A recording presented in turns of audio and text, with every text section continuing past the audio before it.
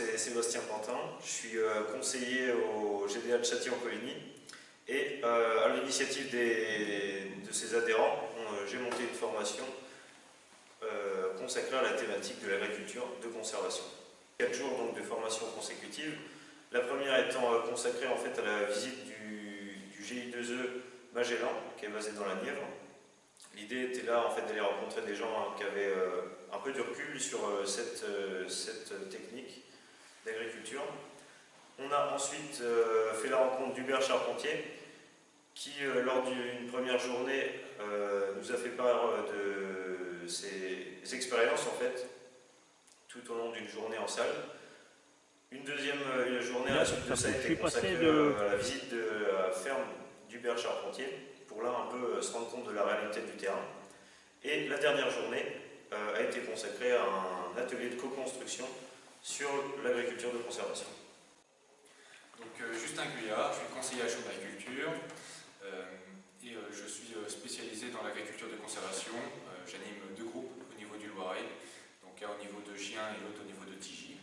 Et aujourd'hui, j'étais là en tant qu'animateur de la plateforme pour la mallette Ecofito, pour l'animation et la construction de nouveaux systèmes chez 2 participants du GIDA de Châtillon-Coligny.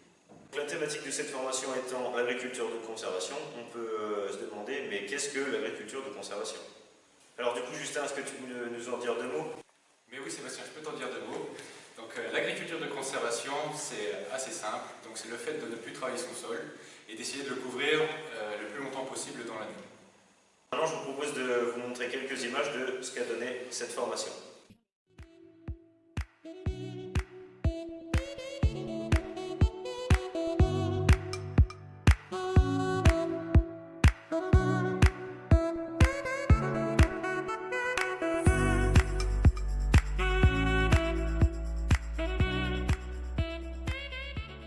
Et donc là, le but, c'est, suivant les finalités que Nicolas a dit, c'est de reconcevoir son système avec les cultures que vous souhaitez implanter. Ici, on a tout l'aspect matériel, donc ici l'aspect semoir.